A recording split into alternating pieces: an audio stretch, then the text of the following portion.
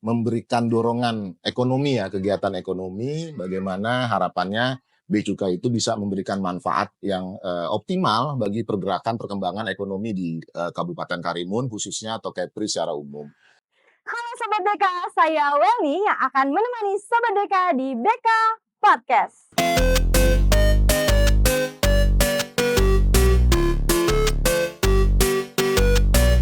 Kok bisa? Halo semuanya, selamat datang di episode pertama BK Podcast. Jadi ini adalah episode pertama podcast Bea Cukai Tanjung Balai Karimun. Dan tentunya sebagai episode pertama kita akan menghadirkan tamu yang luar biasa. Siapa lagi kalau bukan Bapak Jerry Kurniawan. Jadi Bapak Jerry Kurniawan ini merupakan Kepala Kantor Bea Cukai Tanjung Balai Karimun. Dan beliau baru saja menerima penghargaan sebagai juara 1 Duta Transformasi DJBC mewakili Kanwilsus Kepri. Kok bisa? Nah, hari ini kita akan kupas tuntas langsung bersama Bapak Jerry Kurniawan. Oke. Selamat datang Pak Jerry. Terima kasih sudah berkenan hadir di podcast perdana ini. Apa kabar Pak? Alhamdulillah baik. Alhamdulillah. Sebelum kita ngobrol lebih jauh nih Pak, saya bakalan kasih pertanyaan disordered. Jadi Bapak cukup pilih satu dalam waktu yang singkat. Oke. Ada 5 pertanyaan nih Pak. Ya. Yang pertama, Saya langsung pilih. Langsung pilih nih Pak. Makan mie instan tengah malam atau olahraga pagi-pagi buta? Makan mie instan. Makan mie instan. Mie rebus atau mie goreng? Mie rebus. Mie rebus. Tim rebus ya Pak ya. Pesawat atau kapal feri? Pesawat. Telur ceplok atau telur dadar? Dadar. Kemeja atau kaos? Kemeja, oke. Pak Jerry boleh cerita sedikit Pak tentang latar belakang pendidikan SMA-nya, mungkin kuliah? Oh, latar belakang pendidikan ya? Jadi sedikit ya, saya latar belakang sekolah, saya ini anak Jakarta. Anak Jakarta. Jadi lahir besar di Jakarta. Kebetulan TK, SD, SMP itu saya di Jakarta Selatan. Saya SMA itu di Jakarta Selatan, SMA 37 Jakarta Selatan. Setelah itu saya melanjutkan ke D3 STAN, Prodi 3 STAN, Diploma Bea dan Cukai. Setelah lulus itu saya lulus tahun 99. 2001 saya melanjutkan lagi sekolah saya di Fakultas Ekonomi Universitas Indonesia. 2001 lulus, seingat saya 2003. Setelah itu 2004 kalau nggak salah, atau 2004 saya melanjutkan lagi sekolah di Fakultas MPKP, Magister Perencanaan dan Kebijakan Publik Universitas Indonesia. Saya lulus, seingat saya sekitar 2006 atau 2007 gitu. Jadi latar belakang terakhir sekolah saya itu di Magister Perencanaan dan Kebijakan Publik Universitas Indonesia. Berarti dari TK udah anak Jakarta Pak? Jakarta banget. Jaksel Pride guys. Nah, selama sekolah atau kuliah nih Pak, kira-kira ada nggak misalnya bolos gitu atau kenakalan-kenakalan kecil lainnya gitu Pak? Jadi kalau kecil banyak, sedang juga lumayan banyak. Tapi kalau yang banget enggak lah. Jadi kita masih berpegang terhadap satu prinsip, jangan sampai kenakalan itu berdampak merugikan masa depan kita gitu. Jadi betul, ya guys. Paling tidak ya maksimal bandel-bandel yang menengah-menengah aja gitu. Menengah aja ya, nggak boleh berlebihan ya Jangan Pak ya. Nah, selama perjalanan karir di Bea Cukai ini Pak, dari awal penempatan sudah berapa kali nih Pak mutasi? Mutasi udah lumayan banyak ya, tapi kebetulan untuk keluar Jakarta ini kali saya yang ketiga. Sebelumnya saya pernah di Sabang di tahun 2014 akhir sampai 2016 pertengahan. Setelah itu saya pernah di Tanjung Pandan, Pulau Belitung, itu 2020 awal sampai pertengahan 2023.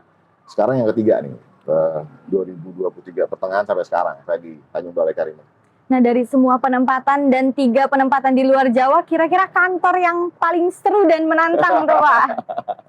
Paling seru menantang. Paling seru. Sebenarnya menurut saya masing-masing kantor itu punya tantangannya masing-masing.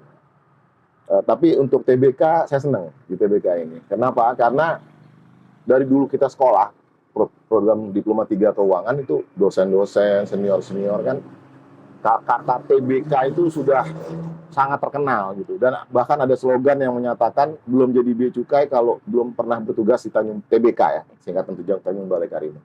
Kok dilalah saya berkesempatan jadi kepala kantor di sini. Jadi saya merasa oke lah, saya bertugas di sini cukup menantang dan menurut saya kantor ini kantor yang bisa saya banggakan. Puji Tuhan. Kalau bisa ya Pak ya di TBK. Selanjutnya baru-baru ini Bapak mendapatkan penghargaan juara 1 Duta Transformasi DJBC. Ya. Kok bisa? Kira-kira apa tuh Pak cerita di balik penghargaan ini? Oke ya, jadi memang ini pengalaman yang agak unik ya. Maksudnya gini, kemarin itu saya kebetulan ditunjuk untuk menjadi change agent. Sebenarnya menggantikan.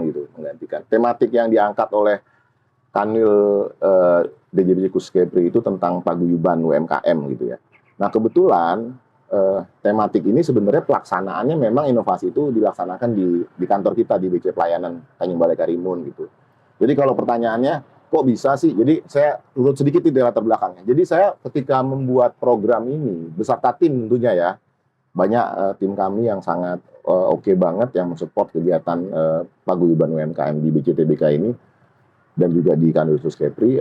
Kami tidak pernah berpikir bahwa ini akan dijadikan tematik yang akan diajukan untuk laga kompetisi duta transformasi gitu. Nggak pernah.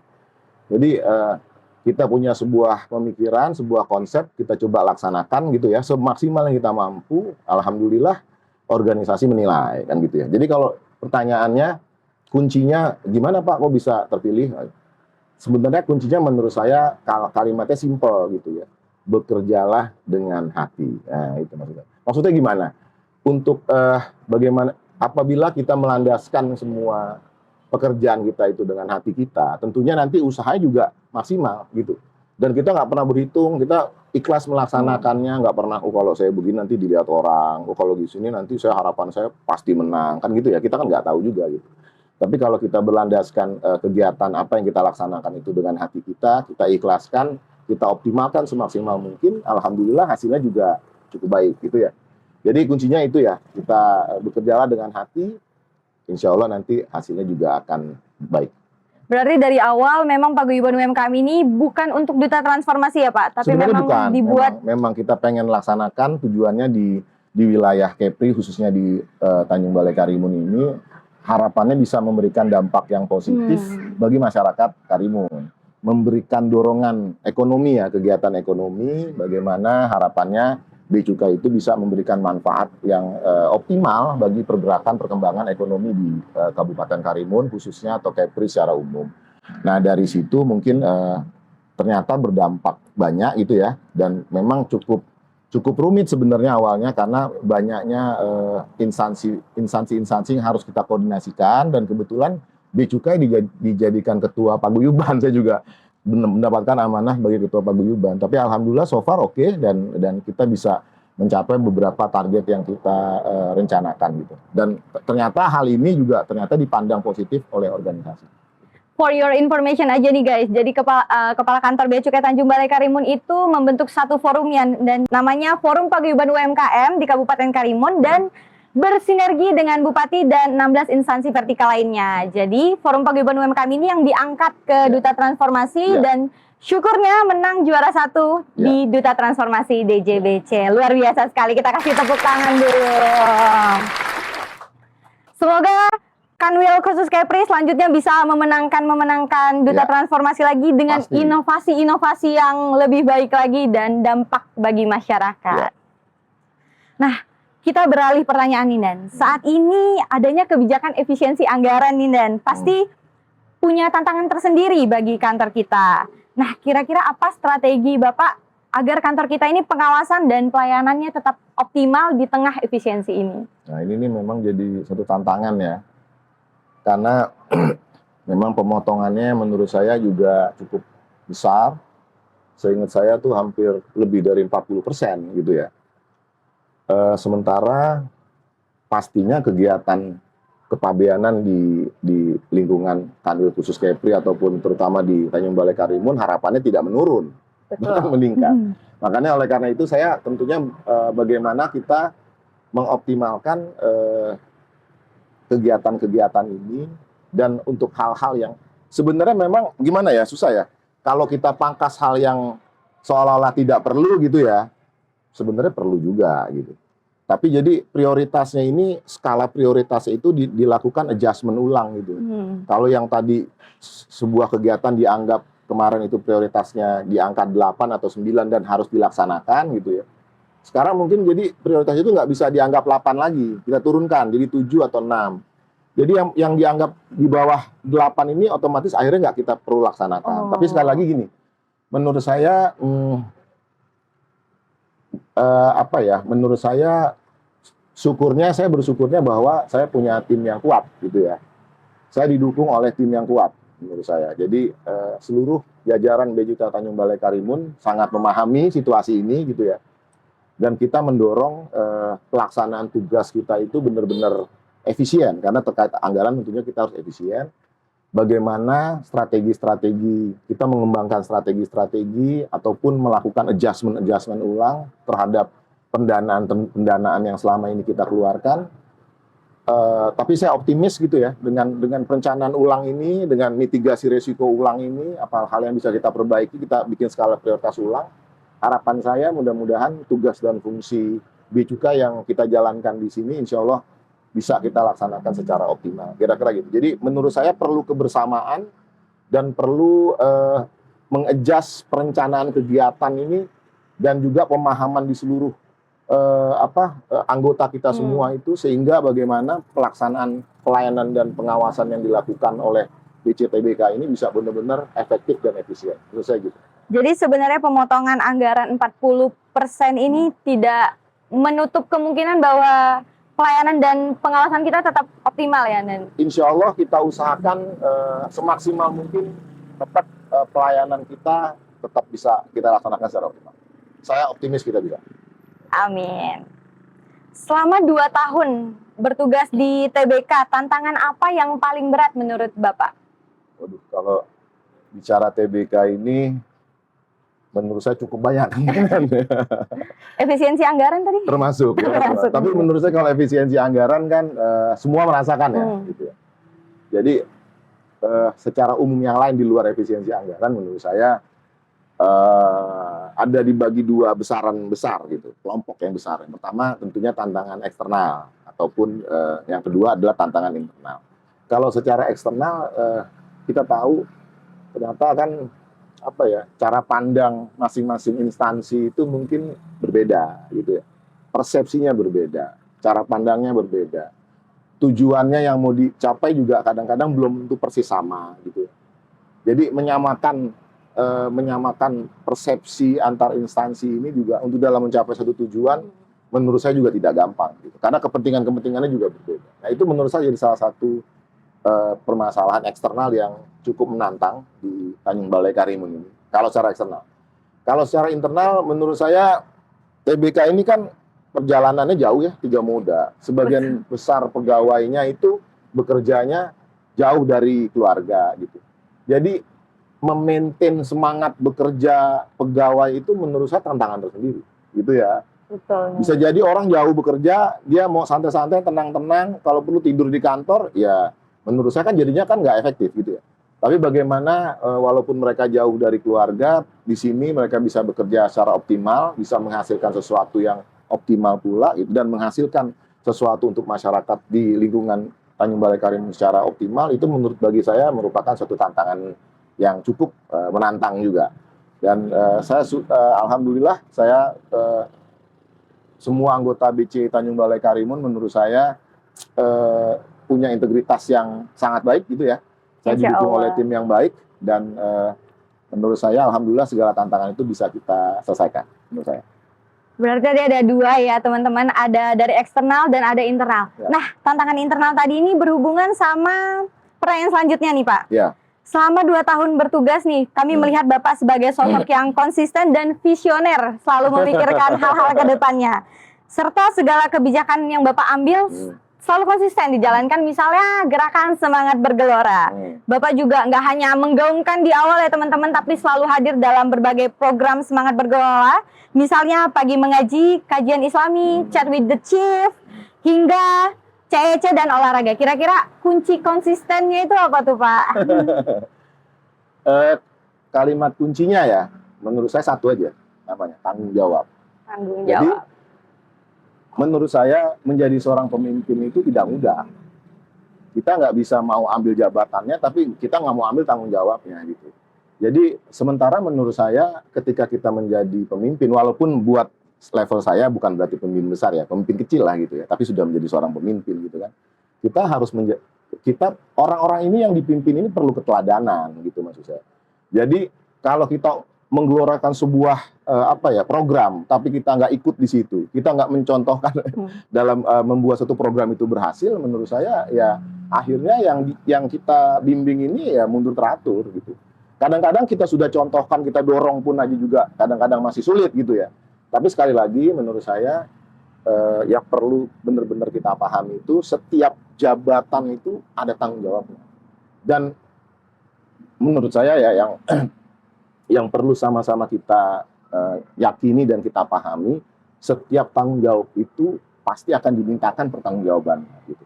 Jadi saya berusaha melaksanakan tanggung jawab saya semaksimal mungkin yang saya mampu gitu. Cita-cita saya suatu saat saya harus mempertanggungjawabkan, saya bisa mempertanggungjawabkan secara maksimal. Mungkin itu.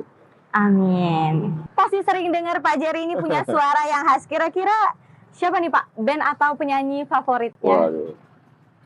Band favorit saya banyak ya, cuma agak band-band jadul lah, yang era-era 90, 2000 awal gitu. Kalau lagu-lagu baru saya nggak banyak ikutin, tapi kayak model Dewa saya suka ya, kayak Peter Pan itu saya suka. Pokoknya band-band yang agak jadul-jadul itu saya suka. Kalau di luar tuh kayak model Mr. Big, yang kayak gitu-gitu lah, pop rock saya suka. Kira-kira boleh dinyanyikan nggak Pak? Nah, sepotong lagunya. Gini, biar penasaran. Ini insya Allah nggak lama lagi Kandil Khusus Kepri ya, tim CMC-nya akan ngeluarin lagu Bea Cukai. Nah, jadi jangan sekarang. Oh, jangan Nanti sekarang. Insya Allah bulan selambat-lambatnya bulan Mei kita akan mengeluarkan lagu Bea Cukai gitu ya.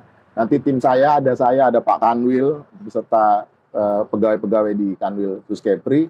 Nanti biar teman-teman yang podcast tunggu dulu. Jadi teman-teman yang penasaran nanti Pak Jerry dan rekan-rekan sedang dipersiapkan. Tenang. Lagu buatan Pak Jerry sendiri ya Pak? Ya, kebetulan saya yang membuat lagunya, tapi di aransemen bersama oleh tim band kami, termasuk Pak Kanwil gitu ya. Jadi insya Allah ini sedang dalam proses finalisasi. Jangan lupa ditonton ya teman-teman, bulan Mei akan launching lagunya. Oke. Ciptaan Pak Jerry dan Pak Kanwil beserta rekan-rekan CMC lainnya. Nah, sebagai pemimpin dan mentor kami di sini, apa pesan yang ingin Bapak sampaikan bagi pegawai-pegawai di sini, bagi Bea Cukai Muda, dan apa harapan Bapak untuk Bea Cukai di masa depan? Buat Bea Cukai secara umum ya,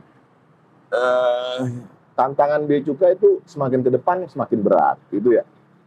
Tuntutan organisasinya pun menurut saya sangat berat karena Ibu Menteri kita ini pengennya kita jadi pionir terus gitu ya dalam pembenahan, dalam inovasi, perubahan yang positif, kita pengennya jadi pionir. Jadi menurut saya buat Bea Cukai Muda terutama ya, jangan capek atau jangan berat hati gitu dalam melakukan pengembangan diri ya, terutama pengembangan diri. Jangan banyak berhitung dalam melakukan pekerjaan gitu. Karena kan menurut saya banyak orang yang bekerja tapi lebih banyak berhitungnya daripada bekerjanya. Nanti kalau gini enak aja, yang lain enggak, gue kok disuruh-suruh misalnya gitu. Atau ngelihat oh yang ini udah kalau gitu gue segini. Jadi banyak pegawai kita itu kebanyakan berhitungnya dibandingkan bekerjanya gitu. Jadi menurut saya buat generasi muda, mumpung kalian masih panjang gitu karirnya ya, harapannya masih panjang, masih bisa berharap tinggi, cita-cita harus tinggi, jadi lakukan yang terbaik. Persiapkan diri kita yang terbaik, raih itu bintang yang tinggi di langit gitu ya, dan tentunya bagaimana kita bisa mempersiapkan diri kita itu dengan hal-hal yang baik. Menurut saya itu. Kata-kata hari ini. Bekerjalah dengan hati, oke? Karena apa? Setiap kebaikan yang kita laksanakan itu, yakinlah bahwa kebaikan-kebaikan itu akan kembali kepada diri kita. Apa-apa yang kita laksanakan dengan hati, hal-hal yang akan memunculkan hal-hal yang baik, dan insya Allah hal-hal yang baik itu pasti, yakin kebaikan itu juga akan kembali kepada kita. Mungkin itu. Luar biasa Pak, ngobrol kita hari ini sangat seru, sangat menginspirasi. Terima kasih juga Pak Jerry sudah Sama-sama. berbagi hari ini. Iya. Mungkin podcast perdana ini sampai sini dulu Pak, tapi semoga ada podcast selanjutnya dengan Pak Jerry karena podcast ini. Gantian kesian yang lain. Jangan lupa like, comment, and share dan nantikan BK Podcast episode selanjutnya. Kalau ada pertanyaan boleh di komen atau hubungi Bea Cukai Tanjung Balai Karimun. Sampai jumpa di episode berikutnya. Boleh. Bye.